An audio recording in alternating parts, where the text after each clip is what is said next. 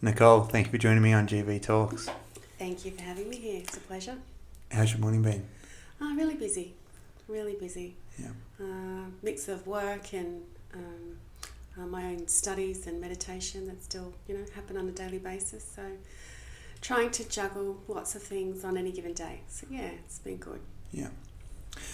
What inspired you to reach out to me to come on the podcast? So I guess my goal is to have a voice, a platform for alternative, integrative health and wellness.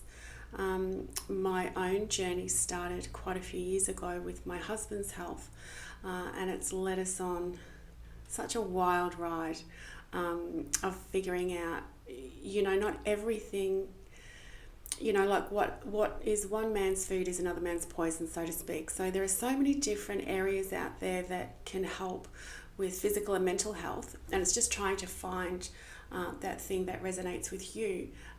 So it's taken us down a lot of rabbit holes, a lot of travelling and a lot of trial and error to try and fix my husband, number one. And then, you get to the point where you ask yourself the big questions. You're like, well, why are we here?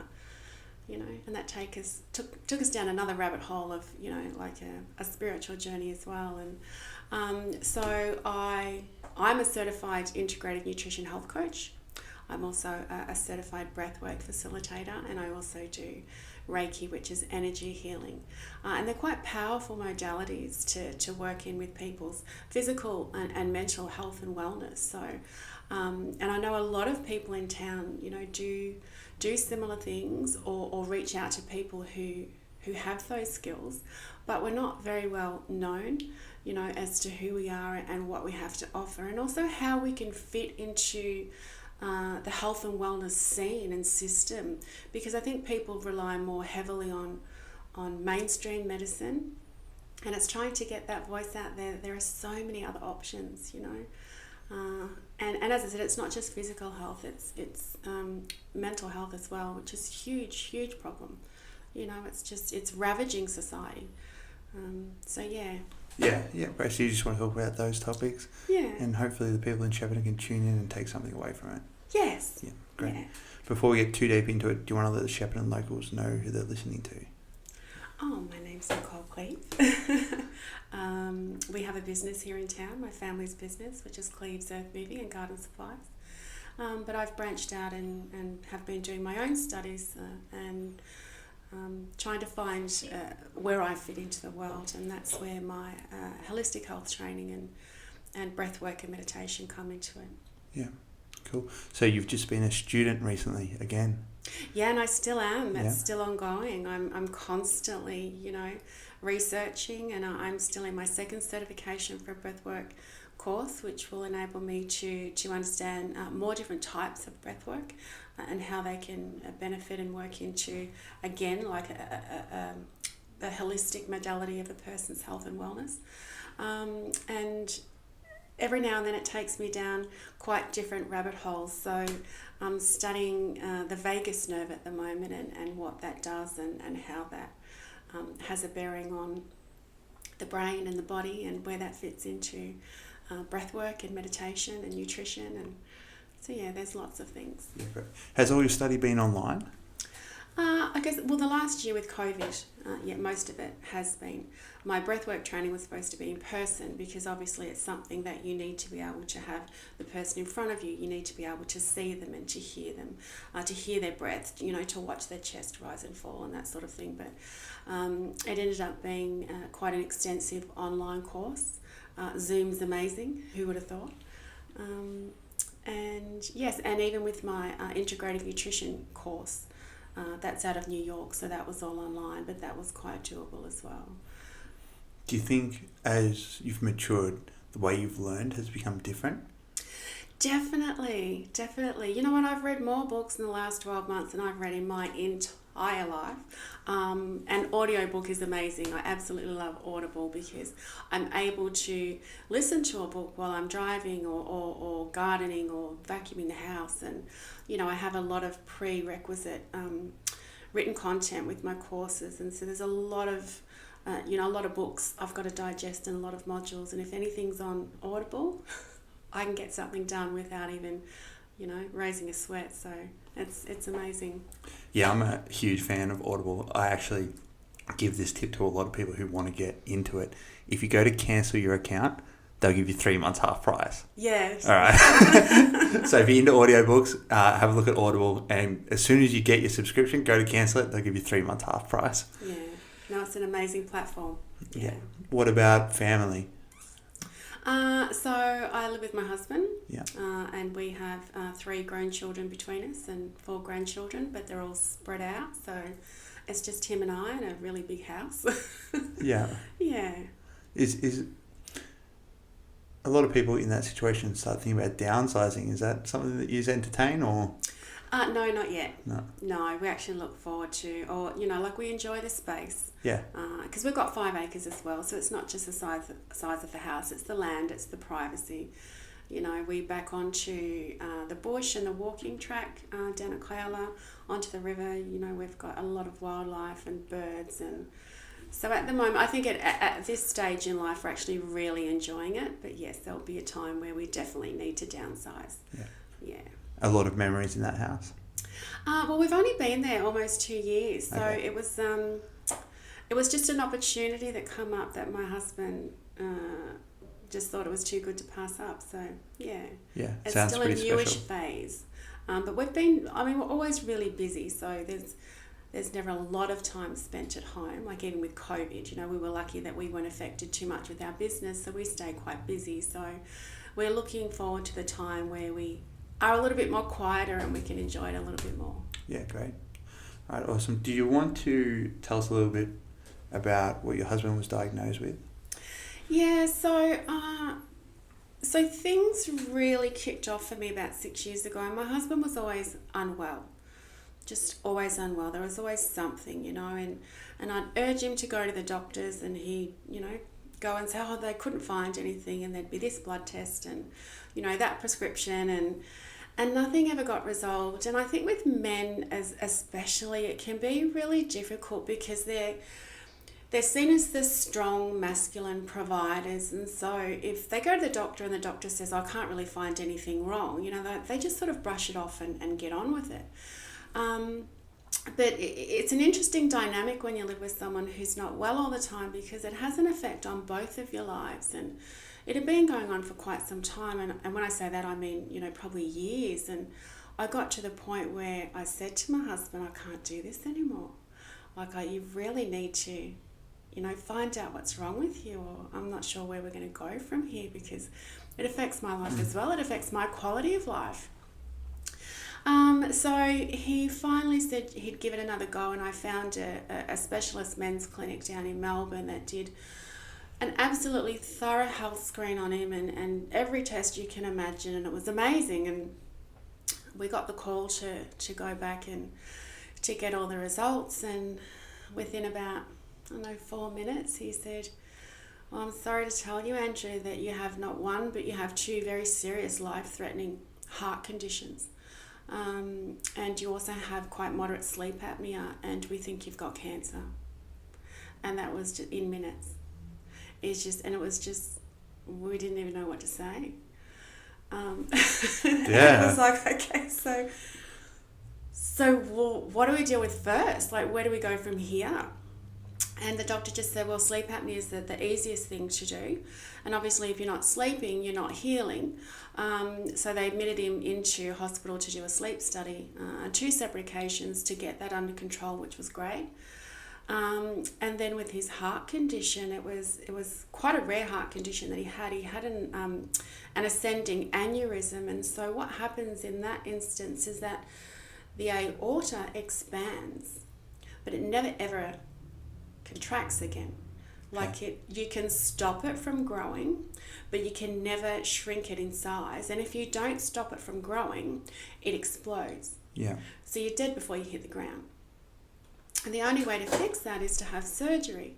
And this is where things get complicated, because the type of surgery that Andrew needed, he was too young for, meaning if they went and they did the surgery then, in another 10 to 12 years, he would need a second open heart surgery because the procedures that they've been trialling aren't quite right yet to do non-invasive surgery. So the plan from there was to medicate him and study him and try and keep him alive long enough to have, either the new procedure, which at that time, 6 years ago, the mortality rate was 97%.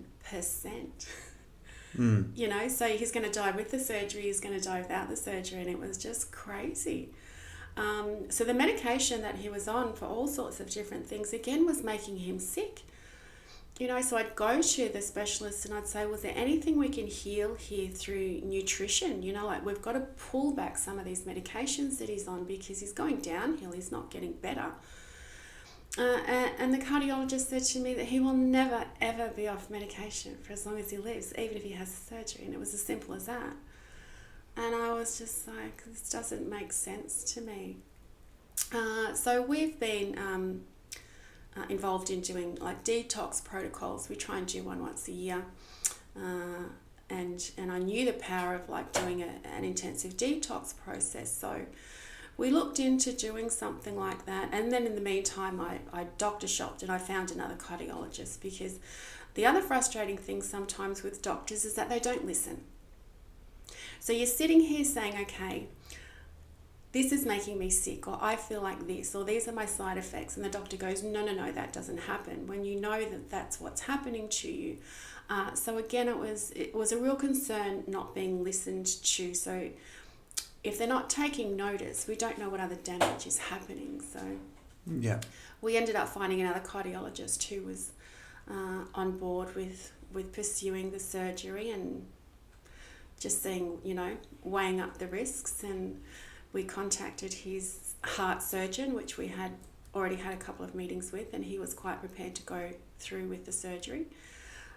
So we asked if we could go overseas and do quite an intensive detox program for Andrew before surgery, because with his heart condition and the medication that he was on, he wasn't allowed to do anything either. So he just kept putting on weight, and that was dangerous enough on his heart, let alone anything else.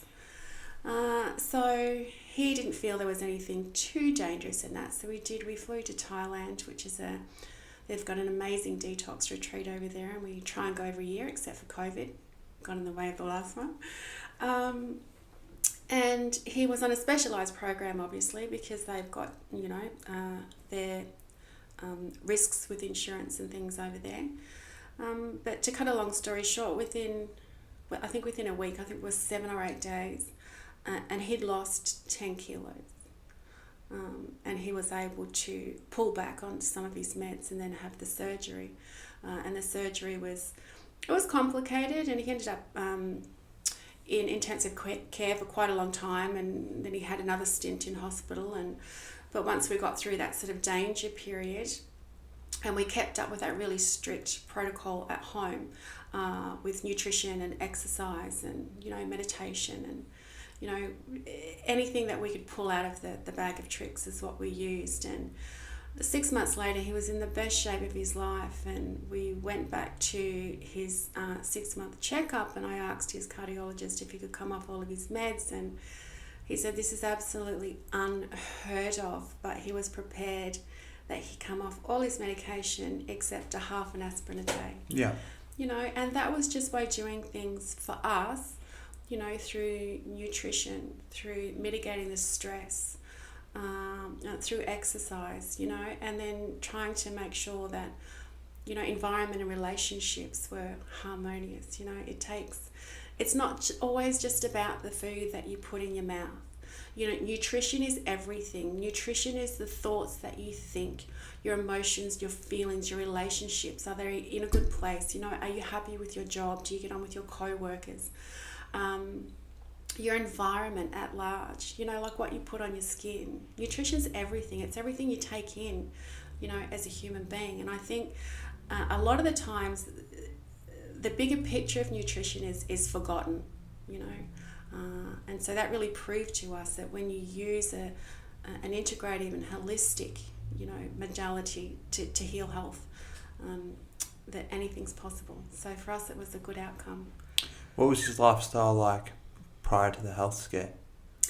Uh, your typical Aussie businessman, that works 14 hours a day and is always tired, and there's something that needs to be done 7 days a week, and then you might have a hit of golf with his mates once in a blue moon, and then to relax it's going out for dinner, and it's beer and it's wine, and there's not much downtime, there's not much exercise, there's not much stress relief. It's and I think, and especially for that generation, of man, it's, is that bravado where they have to keep going, and, they don't let people see that things aren't okay. They just sort of keep pushing through. So, yeah, sometimes it takes something really big to be a wake-up call. Yeah.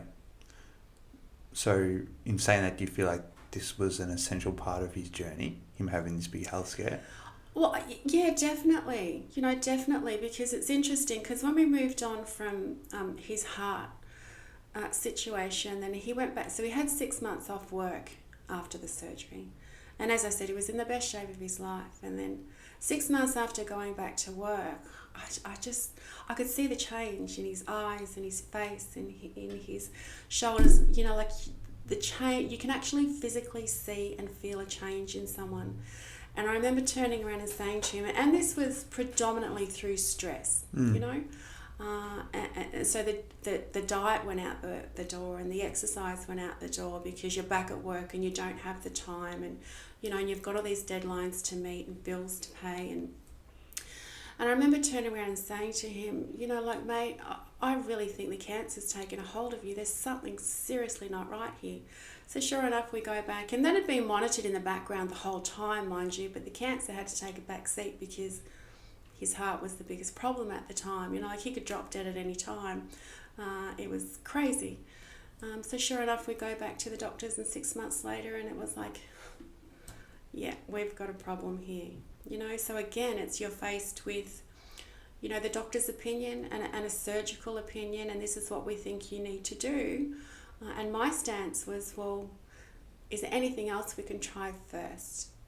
That's not final. Like surgery, for example, you can cut a body part out. You can't put it back in. Yeah. So is there a way that you can try and save that body part? Like, is there a way that you can not have things so final straight away? And it's a work in progress. So again, we went down that, nutrition, exercise, meditation, breathing, detoxing, all of that sort of stuff. And we ended up doing an integrative cancer program over in Thailand again, and that worked amazingly. He had really good results from that, but unfortunately it wasn't enough, and he ended up having to have surgery, and he's recovering from that now. So yeah, but while that was happening, I realised, and I spent a lot of years looking after my husband and researching and trying the best I could to help him, but at the same time, I wasn't actually helping me. So I had to get to a point where I said, well, I need to look at, how to look after myself as well. And as I said earlier, we've been doing these detox programs, and it was through going to another detox program that I got into more of the meditation side and the breathing side, and how to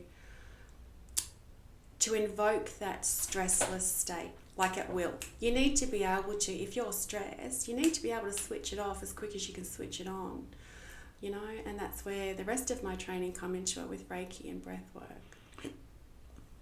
Can you tell us a little bit about these detox programs?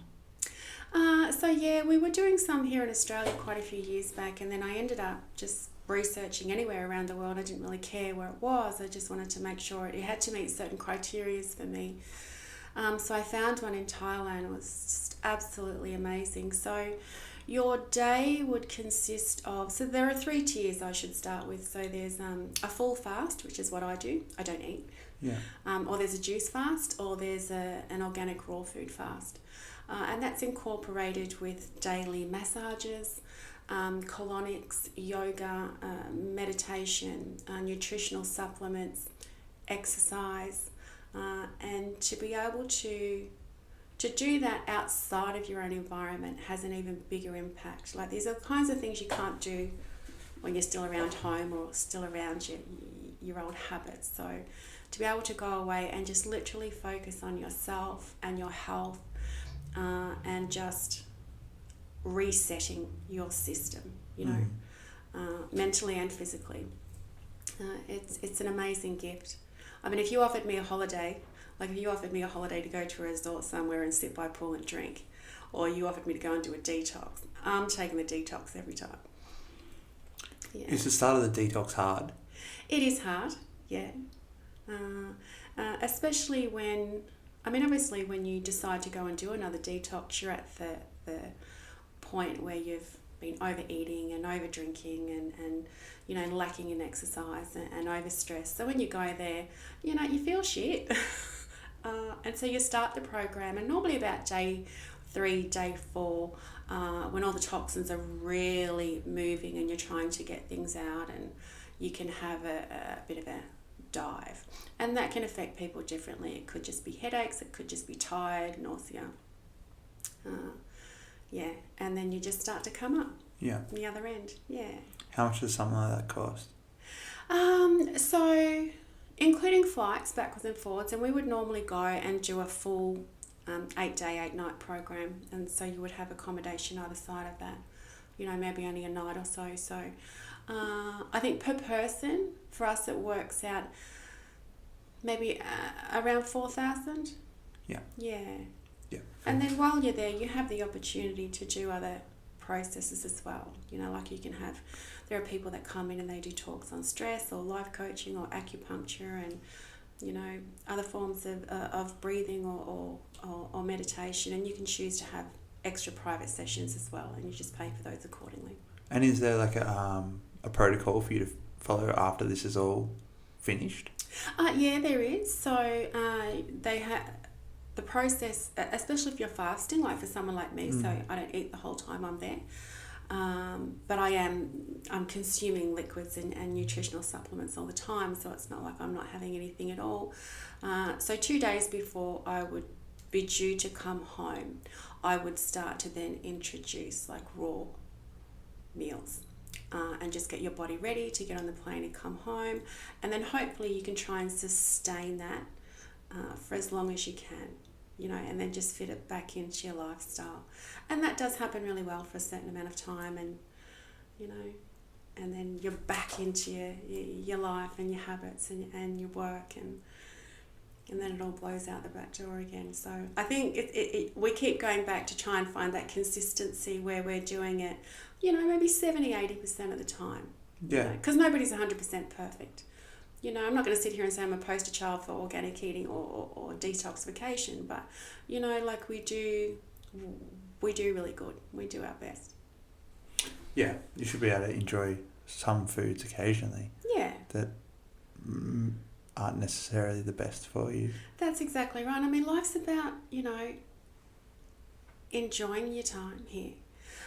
For somebody, if they choose to live like that 100% of the time and that's what makes them happy, that's fantastic. But we happen to like food and we like wine and, and we like entertaining and associating with friends and family, so you can't be perfect all the time. Yeah. Just 2 more questions about your husband before we move on. How did he feel about this alternative way when it came to treating his heart and the cancer? Because in my mind, I am imagining him as somebody who would be quite standoffish to these ideas. Yeah. So obviously, because we had been doing these detox protocols for quite a few years before things, came to the crunch with him. So he was aware there were other avenues, but obviously when you're the person getting that news and you're going through it, all he wanted to do was make sure he stayed alive, so it was a little bit of a challenge to sit down. I can't tell him what to do, but I can remind him that there are other things that he could try, safely without putting his health into any, further jeopardy. So it's that fine line between saying, well, maybe have a look at this and give it a go, and then see how we go, and then move on from there. But when you're trying to absorb that news, and you're trying to make sure that no matter what happens, you survive it. It can be a tricky situation. So for him, I guess I had to be really gentle, and I had to respect the fact there are sometimes he said, well, you know, the doctor said I've got to take this medication, that's what I'm taking. Like, if that's what's going to keep me alive, that's what I'm taking. You know, and I had to stand back and say, not a problem, I support you with that. But while you're taking that medication, it does have other side effects. Let's look at how we can help, either nutritionally, you know, or with more exercise as to how we can mitigate those side effects. So, you know, there is some balance there. So it was, it was just a balancing act, really. How is he stressed now? Much better. Much better. Yeah. Because it would have put things in some perspective for him. Yeah. Having a health scare like that, like right now, I could probably relate to him being consumed by work, but I feel like when you get something like that, it puts things in perspective and different things become important. Almost like coronavirus did a little bit as well for a lot of people. Yeah. Like, human connection became a lot more important when it got taken away from us. His health would have become a lot more important after he had the health scare. And you've got to ask yourself, you know, really big questions. You know, not only as an individual going through something, but also as a family. You know, he had his own decisions to make, but at the same time, everything that he did affected my life as well. You know, so we were lucky that we were able to talk, my husband and I, you know, have really good communication, and we were able to have some really serious conversations and ask, you know, what's important to us? What do we want out of life? And how are we going to get there? Like, is it at all costs? Or do you step back and do you enjoy life sometimes? You know, and say that, you know, that end goal isn't worth the work and the stress, you know, to be able to get the money to do that. You know, again, life's a balancing act. But if you don't ask yourself those really big questions, you know, what do I want out of life? What does it take to make me happy? You know, as an individual and collectively as a husband or a wife or, you know, son or daughter or family member or just a friend, you know, you end up just ploughing through the same day, you know, every other day. You don't change things don't change. So, and if you don't get those wake-up calls and you don't change from those wake-up calls, you know, I don't know what the purpose to life is. I think they're there for a reason, you know. Yeah, definitely. What's the bare minimum for your happiness? Again, it's balance. Yeah. It is. You know, as I said, I'm not going to be the poster child for any one thing. You know, for me and for my family, it's about trying to blend things that work for us and make us happy. And the reason I guess that I wanted to speak out is there are so many things that are available out there that people aren't aware of. You know, like you say meditation to some people and they're like, what's the benefit of that? You know, like, there's a huge benefit in meditation, just meditation alone, because what it does in just a few minutes or even an hour, it makes you switch off. You know, it shuts off that stress response, you know, that's on all the time. So you've got a parasympathetic nervous system, you've got a sympathetic nervous system, and when you're stressed and you're abusing your body, whether it's with time, you know, energy, food, or just negativity, you know, you're in that sympathetic nervous system state all the time. Your stress is palpable. It doesn't switch off. So you never have that chance to rest and heal. Something as simple as meditation or being aware of your breath, you know, can calm the body. So then you activate your parasympathetic nervous system. That's your natural, you know, rest and digest and rest and relax. And that's when the body heals. That's what happens when we sleep at night. That's the body's natural way of resetting and healing. But if you're not sleeping well, you know, and you don't have a good diet, whether it's, you know, the food that you ingest for fuel or whether it's the food that you take into your mind and into your heart, you know, it doesn't have to be just about the thoughts that you think about other people. They could be the thoughts you think about yourself. You know, you could be in a relationship or a family dynamic or a work dynamic where you're not happy, you know what I mean? And if you can't address that and switch that off. Even in your sleep, you're in, a heightened state of stress. And that's where we have, like a world of really unhealthy people, and mentally unhealthy as well as physically unhealthy. And I think it's a shame. Yeah, I agree that meditation has its place in situations like that, but also there would be a place for counsellors and psychologists. Absolutely. Talk therapy is amazing. Yeah. But again, talk therapy and counselling, it's just one tool in the toolbox. So somebody, like I might not like talk therapy. There are people that don't want to sit there and tell people about their problems, so they might want another outlet. So breath work, for example.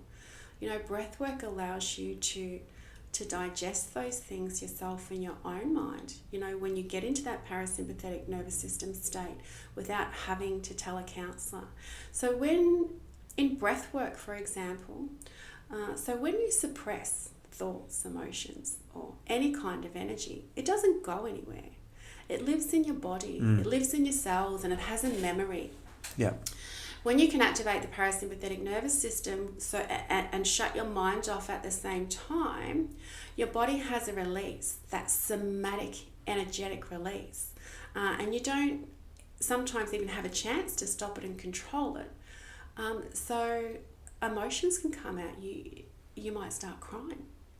You might start yelling. You might feel angry, or you might start laughing. So for those people that don't like talk therapy or counselling, another modality like that might be beneficial to help them get that repressed energy and those emotions out. So, yeah. How will you know when you're in these states? So the breath work training that I've done. Yes. So there's breath work. So you can do breath work just for relaxation or just for meditation. Or there's breath work journeying.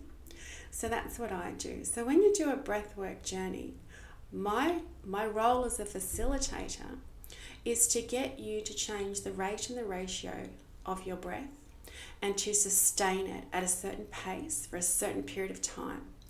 The first thing that does is activate your parasympathetic nervous system, and it helps your brain start to change its brain waves.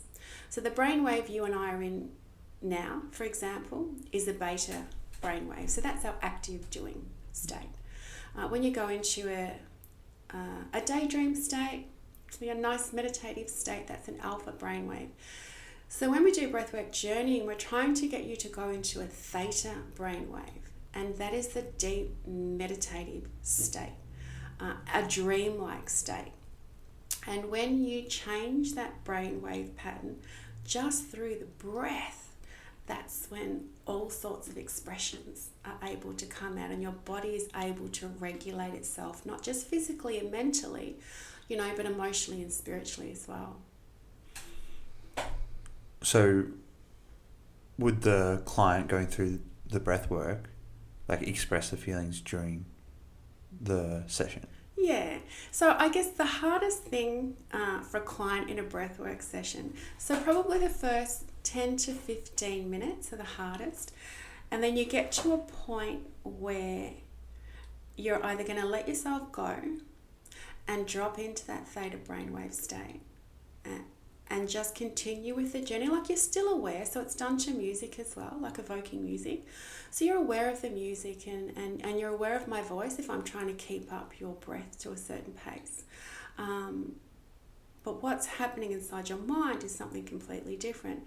So that first 10 to 12 to 15 minutes, some people's mind can be really hard to start to slow down and switch off, and they might be thinking, oh my God, what am I having for dinner tonight? And I wonder what the time is, and I've got to be somewhere after this. And, they might have physical sensations where they feel a heaviness in their chest or in their stomach, So it's trying to push through that resistance. There's a mental resistance and there's a physical resistance that allows you to either drop in or to stay where you are. So it depends on the client, like how much they give in to the resistance or they allow themselves to push through it as to how they're going to drop in. Some people don't, and then my job is to just try to keep their breath consistent And then I just let them have a nice meditative, sometimes even a sleepy state, you know, and then I bring them around at the end. And those people that are able to push through that resistance, to switch off their mind and to push through the physical sensations. And again, that's just repressed energy that they've been holding on to. So for example, myself, I hold all my stress in my diaphragm. So when I do a breathwork session on myself and I've had a really, you know, stressful, tense week, my diaphragm can start to constrict and cramp and I find it hard to breathe. So I've got to slow my breath down until that goes, and then I'm able to pick that pace up again. So for everybody, it's different. So if we can push through that resistance and stay with that breath and change the brainwave, all sorts of things can happen. Are you familiar with Wim Hof? Yes, I am. Is this what he practices? So yes, so Wim does breathing for health, and also obviously he's very well known for breathing for his focus and his machine. But he doesn't actually do breathwork journeys. So when I do a breathwork session on someone, for example, I'm going to be getting them to hold that consistent breath or to keep that consistent breath going at a certain pace for up to 40-45 minutes. Yeah. So Wim does, he might do, and I have heard some of his breathing techniques, and he might take you through a series of breaths and breath holds for maybe 5 to 10 minutes. And again, that's amazing. It does activate your parasympathetic nervous system. It resets your system. It allows you to calm your mind. But it's not actually going to take you on a journey where it changes that brainwave. Yeah. Yeah, I've watched him do it and watched some of his clients do it via YouTube and tried it myself once. And then the people he takes on his fitness breath work, we'll refer to it as, they can hold their breath for minutes afterwards. Yeah. Amazing. Yeah, it is amazing. Yeah. Can you hold your breath for minutes? No, we don't do... So there is a place for breath holding. Yeah. And depending on who you are and what you want to use it for, you know, there's certainly a time and a place for that. But no, my breath work is I try to keep mine consistent. If I'm just doing a meditation, for example, and I'm not doing an active breath work session, I will use breath holds, but they might only be for 6 seconds, you know, or 10 seconds. Yeah. Yeah. Yeah. So, like, how often are you changing the pace, and is it ever exhausting? It can be exhausting, yeah, especially if you're tired, and if you're not used to breathing a certain way, and especially if you're not used to breathing diaphragmatically and from your stomach. So a lot of people are chest breathers, so they literally breathe shallow from their chest. It's very difficult for that person to get into a diaphragmatic breath. But if you don't activate the diaphragm and breathe from your belly first and push it up to your chest, you're not taking in that full oxygen cycle. So yeah, it is work. It's called breath work for a reason. You do have to work at it. Yeah. Is it always through the mouth or through the nose? No. So the breath work method that I've been trained in is through the nose. So it's a nose inhale, Yes. and it's a mouth exhale. And again, that's due to the nervous system. So, and which response it's going to pick up. So when you breathe through your mouth consistently, again, I'll use myself as an example. Like if I was to run from here down to the end of the street, I'm at some point going to go, you know, because I can't breathe. And when I do that, I'm signaling my body and my brain to send oxygen and blood to wherever I need it the most, whether it's my heart or my legs or whatever, you know, is going on. That also activates your sympathetic nervous system. So your heart rate's increasing and your blood pressure's increasing, and you can only sustain that for a certain amount of time. When you want to go on a breathwork journey, for example, you don't want to be in that state. You don't want to be fighting for your breath, and you don't want to put any more stress on your body. So that's why it's a breathe in through the nose and then breathe out through the mouth. And as much as you take a breath in, you also push the breath out with the same force. So just imagine that you're taking these really deep breaths in, and then when you breathe out, you're just going. So all the oxygen you're taking in, most of it's still staying in there and it's not getting out. So you've got to make sure it's a full breath cycle in and out, but always through the nose so it relaxes the nervous system. You can take in more oxygen through your nose, fact, or not? I read that once. I'm not sure if that's true. Well, in the breathwork studies that I've done, yes, you can take in more oxygen through your nose. And to be perfectly honest, I mean, that's what it's there for. Yeah. Our mouths weren't designed to breathe in and out of. Our noses were.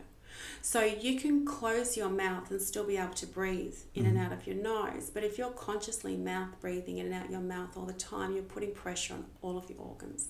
Yeah. Do you make a conscious effort to breathe through your nose throughout the day? Yeah. And even so, exercise and me don't go together very well, especially running. So if I'm going to go for a brisk walk, for example, my mouth will naturally open because that's what I've done my whole life. So I'm conscious then of closing my mouth. It can get really tight in the chest and it can be restrictive to breathe. But if I can push through that for 5 or 10 minutes, and I do, obviously, I can take in so much more deeper breaths through my nose and I can last longer as well. Yeah. How does somebody feel after a breathwork session? Wow, I've had all sorts of responses and comments. Even a lot of people can't even speak. Some people can't even put into words the experience that they have. To come out of a breathwork journey and to bring your brainwave back from that theta brain state can be probably one of the most relaxing feelings that you'll ever have. And some people, all they want to do is go to sleep. They just want to stay in that state. When somebody says to me, it's the most blissful feeling I've ever felt, that to me is the ultimate. Some people come out of a breathwork journey and they say, I don't even know where I was. And that's a beautiful place to be. They call that the still point or the 0 point field. And they wake up and they're touching their body and they're touching the ground because they can't even feel themselves, Yeah. And you literally do go in and you transcend in your mind and Yeah. I imagine it would be one of those things you have to experience. Yeah. It's, look, I could be as descriptive as I can in so many different ways, but because everybody's experience is completely different. Even with my own sessions, no two breathwork sessions are the same. And your soul is really intelligent. It gives you what you need when you need it. It will give you what you need to see, hear, feel, or intend any given time. And it's never the same thing twice because you're never the same person twice. Every single minute you're someone different. You know what I mean? Yeah, no. So you have a bad breathwork journey? I guess. What do you mean by bad? Do you mean like a negative experience or an emotional experience? Yeah. Or Maybe bad's a poor choice of words, but they come out of it and maybe they never want to do it again. I guess at the end of the day, it's either they're not prepared to meet what's come up for them, and sometimes that can be difficult, or it's been facilitated and handled poorly. In my training, we're trauma informed. You have to be able to deal with somebody's emotions. Somebody's emotions could be activated. Something can be brought up, that's a bad memory or a bad experience for them. And you're the one facilitating that situation. You need to be able to know how to handle it. So I guess the key is to always make the client feel safe and that any expression, is acceptable, because whatever comes up for you is acceptable. We constantly live our lives repressing our thoughts and our feelings, our emotions, and saying, oh, no, I can't say that and I can't let that out and I can't feel that. Breathwork session, all of that gets taken away. So I guess if you're talking about any bad experiences, I guess they would just be that the emotional repression that gets allowed to be released. It can be pretty confronting sometimes. Yeah. Yeah. Who would you recommend a journey like this to? and don't say everyone, like specifically, like who do you think would really take something away from something like this? So people who are suffering, so there's a contraindications list, with clients that are able to do breath work, and obviously someone that's having psychosis or, some severe mental health issues, probably bordering more on schizophrenia is not a good candidate, but that being said, I encourage anybody with depression and mental health issues that are having trouble coping, to do a breathwork session.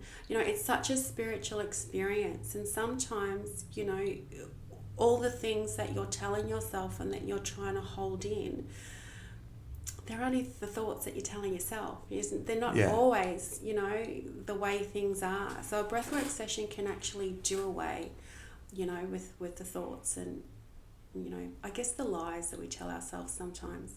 I would also recommend to anybody on a spiritual journey, if they're asking the big questions like who we are, why are we here, and, what's out there, and, what does the universe mean, and, what's the purpose of creation. I think they're always really magical journeys to be had as well when somebody's open to asking those big questions.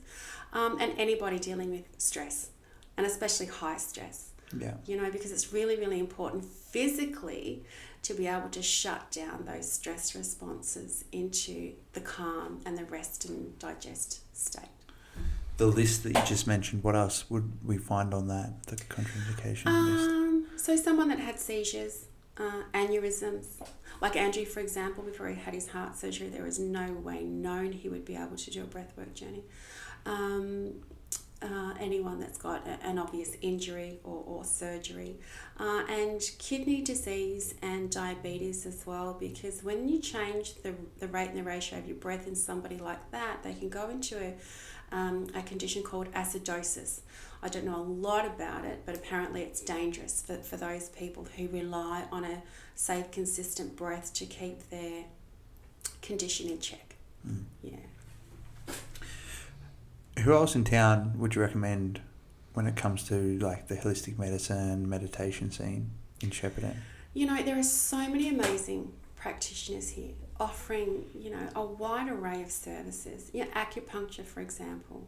Acupuncture is amazing. I mean, I go and have acupuncture. I do Reiki on myself, but I also go and see people that do Reiki as well for a different experience. And what that is doing, it's working on energy.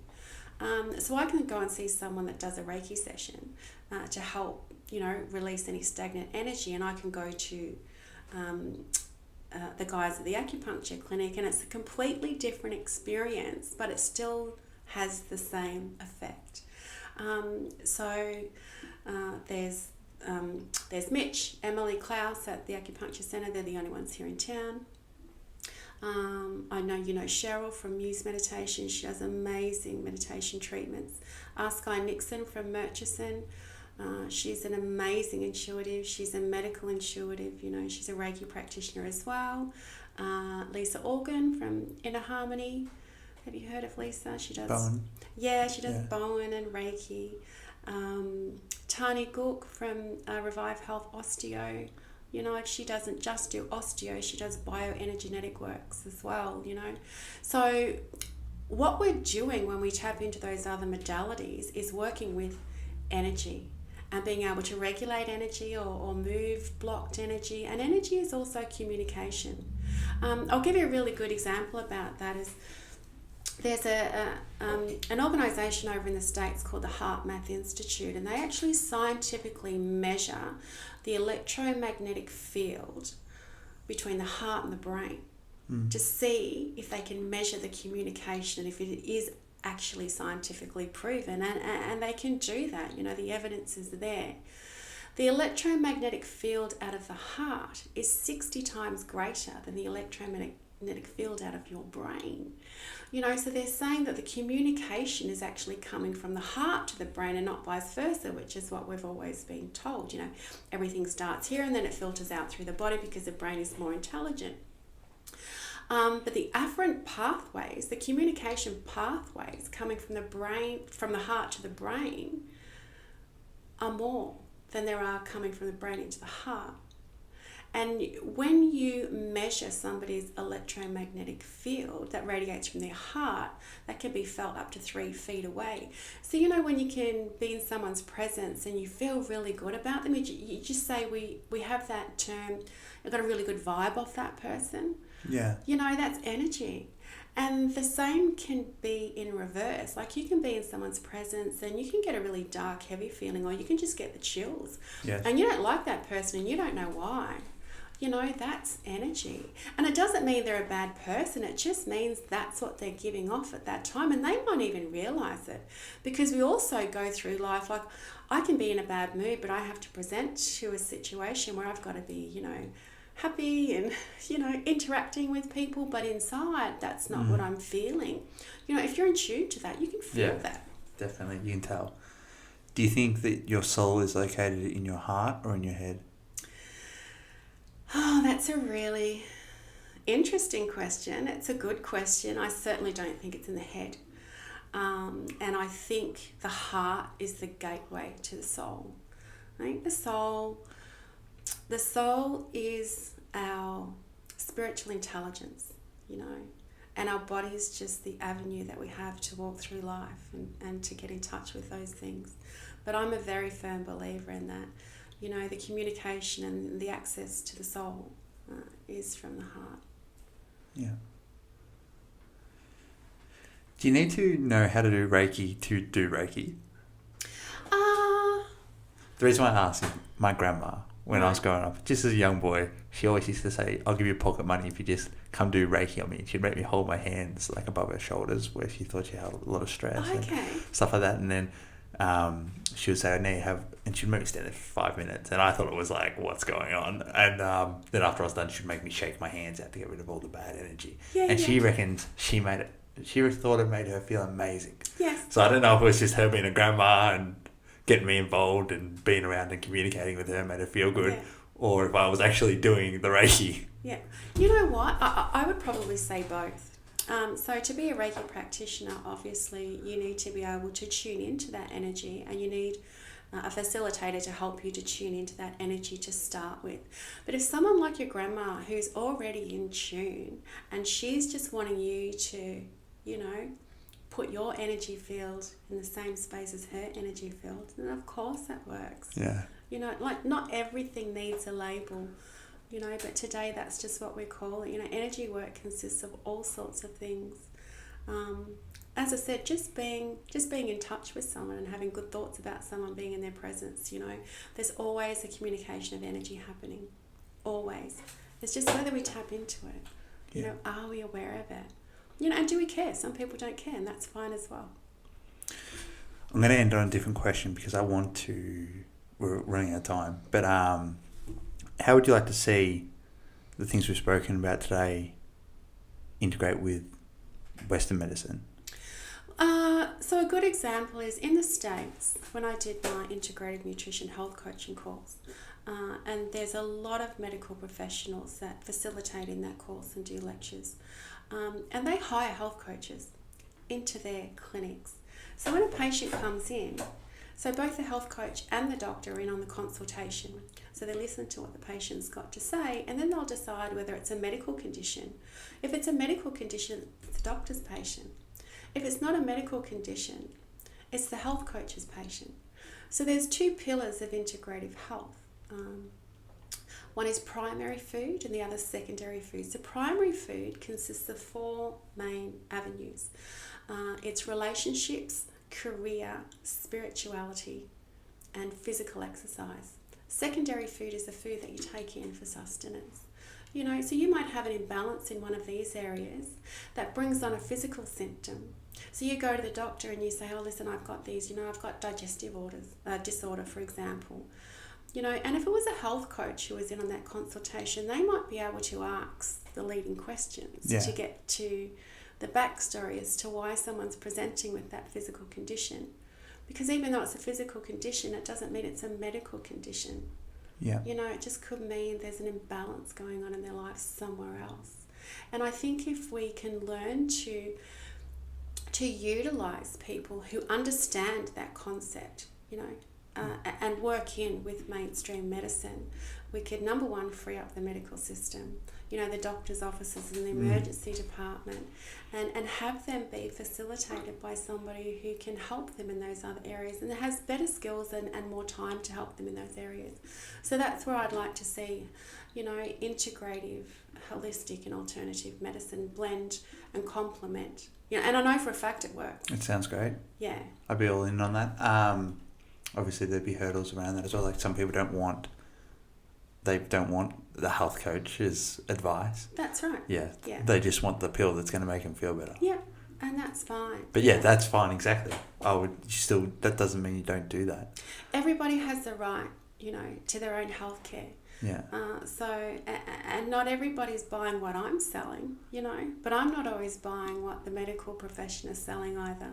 Mm-hmm. You know what I mean? So it's just finding what's right for us as individuals. And I also don't believe that we should be telling somebody else what they need or what they should be doing. They just should be able to have that range offered to them. Yeah. But if they don't know about it, they can't make informed choices. 100%.